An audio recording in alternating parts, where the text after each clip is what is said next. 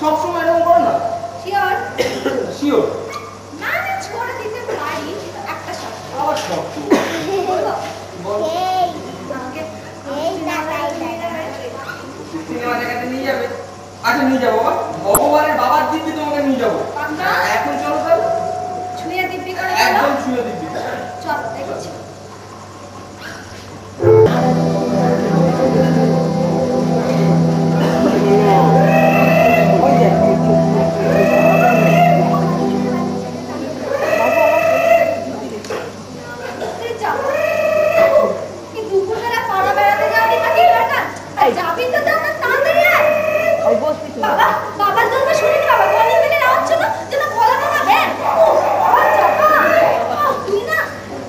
Sorry বলি, তোমার ঘুমে ডিস্টার্ব করলাম না।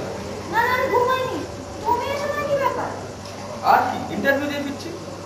ইন্টারভিউ হয়ে গেল? কি হলো ঠাকুরপো? আর কি হবে, যা কপালে আছে তাই তো হবে নাকি? কেন চাকরিটা হলো না? চাকরিটা হয়েছে কিন্তু কি বলবো আর, ভাগ্য যা। কেন চাকরি হয়েছে খুব ভালো কথা। তোমার বোনটা আমাকে বলতে গেল চাকরিটা ভালো কিন্তু এখান থেকে প্রায় 70 মাইল দূর। এখান থেকে 70 মাইল দূরে? প্রায় 70 মাইল। তুমি রোজ এই 70 মাইল যাতায়াত করবে? রোজ রোজ 70 মাইল যাতায়াত করা সম্ভব না। চাকরির শর্ত অনুযায়ী ওখানেই থাকবে। বাবা না না তোমার ওখানে কাজে থাকবো। আর তাছাড়া না আমাদের যে থাকবে নাকি করে বলো? কোনো দরকার নেই, তুমি এখানে থাকো, তোমার চাকরি করতে হবে। কিন্তু এত বড় চাকরিও তো আমি পাবো না। মানে ভালো দিলে কি সবসময় চাকরি ভালো?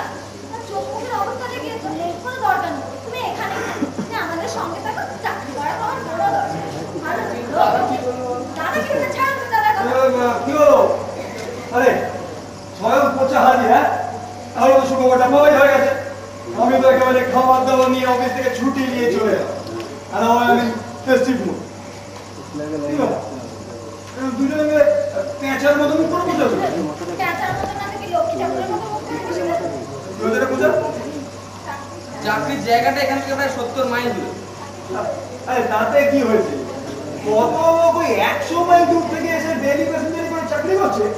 এই তো আমাদের অফিসে নন্দদা রোজ সকাল 10টার সময় ডেইলি অফিস অ্যাটেন্ড করে নবদ্বীপ থেকে এসে, বুঝলি? তারপর রোজ 12টার সময় কাটোয়া লোকাল ধরে বাড়ি যায়। বাড়ি গিয়ে খাওয়া দাওয়া করে ভালো করে তেল মেখে শুরু করে। তেল মেখে কেন?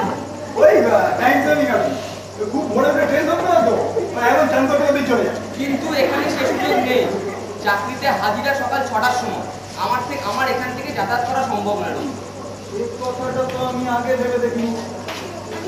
তাহলে তো ওখানেই থাকতে হচ্ছে। হ্যাঁ ঠাকুর কোথাও না আমাদের ছেড়ে চলে যাবে? তুমি কাজ জন্য কাজের কি হলো? আগে তুমি বাপের বাড়িতে পারছি না, ঠাকুর আমাদের ছেড়ে চলে যাবে বললেই ভালো লাগে। বাবু ছবি তুলতে বসে গোড়াই তুই না তুমি কি সারা জীবন তোমার ঠাকুর তো তোমার কোলে মাথা দিয়ে শুয়ে থাকবে, আর তোমার এই চাপ সে মাথা ধরে কোথাও কোথাও বসে বসে বাতাস করবে।